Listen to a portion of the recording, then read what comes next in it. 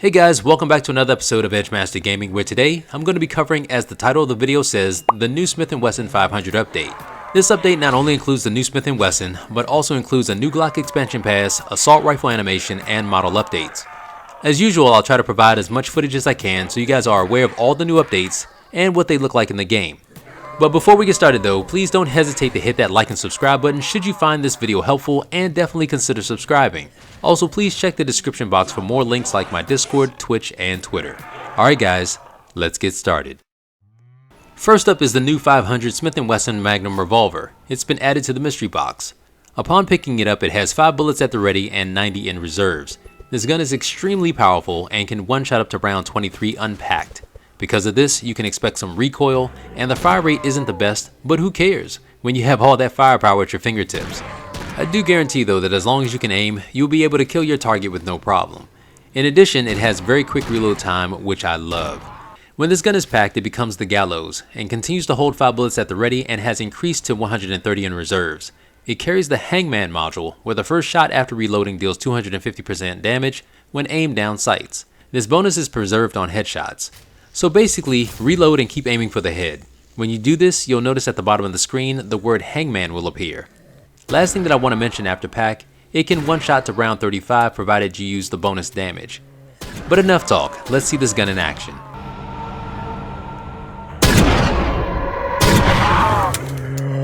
Double points!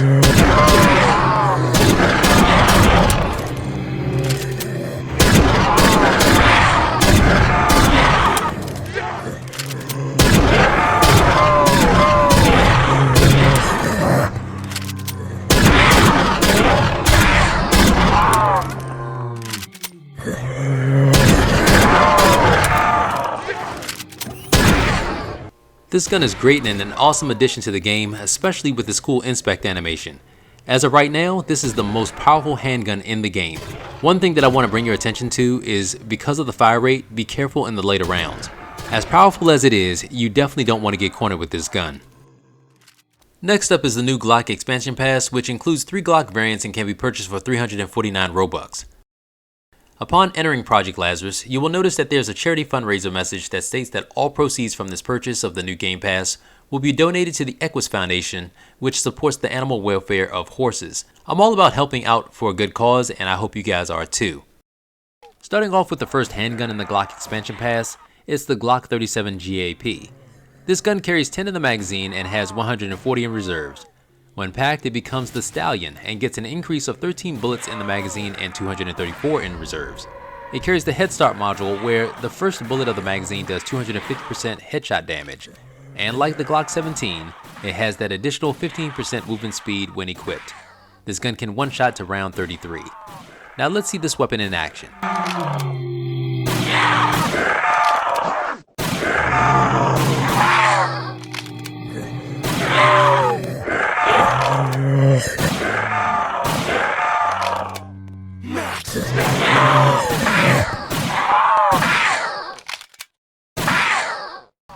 The second handgun in the expansion pass is the Glock 47 MOS, or Modular Optic System. It's noted as a Glock pistol used by the US Secret Service, fitted with the HoloSun SCS optic and +5 magazine extension. This gun carries 22 in the magazine and 154 in reserves. When packed, it becomes the Mustang and gets an increase of 36 bullets in the magazine and 256 in reserves.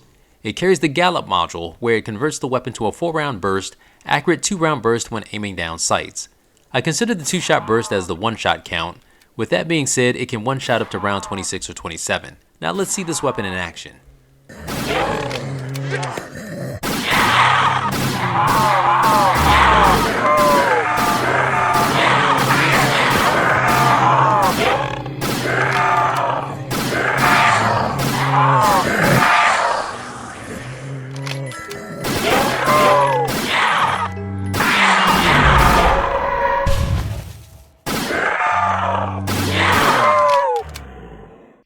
And the final weapon in the new expansion pass is the KPOS G2 submachine gun.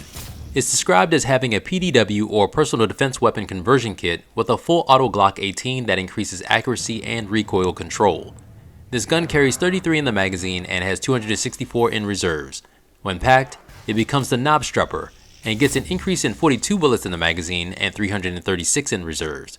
It carries the 100 kill upgrade module, where you gain increased ammo reserves and do 150% damage at 100 kills. Now let's see this weapon in action.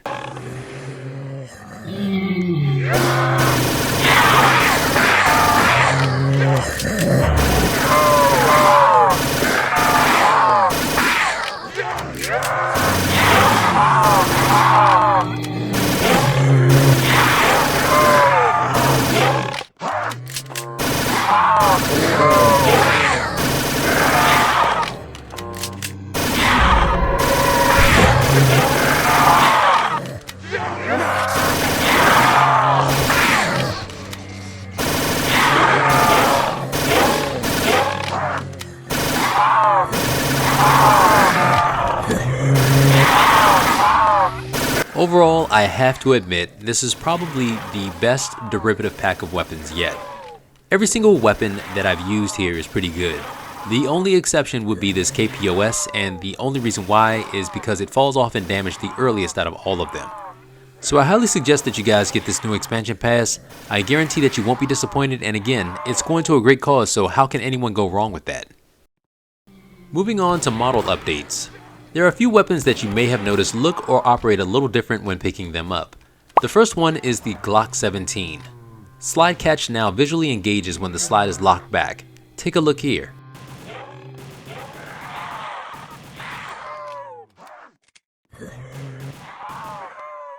Next is the Desert Eagle, as it also got the same update.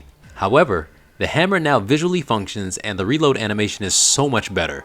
It actually feels like the amount of time that a handgun should reload. Watch this.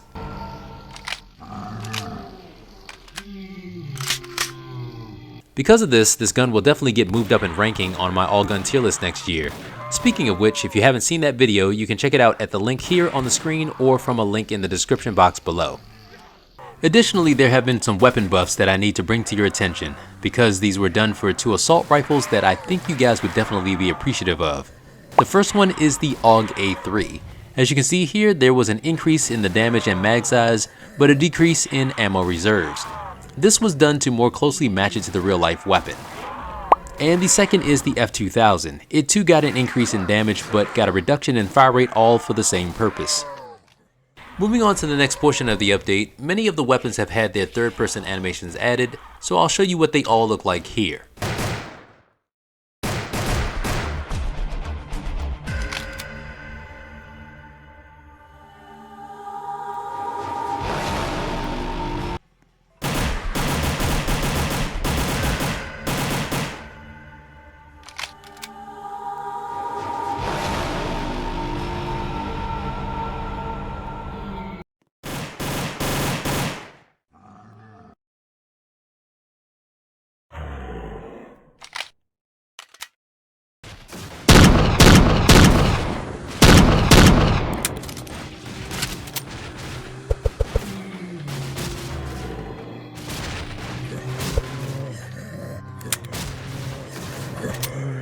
Compliance.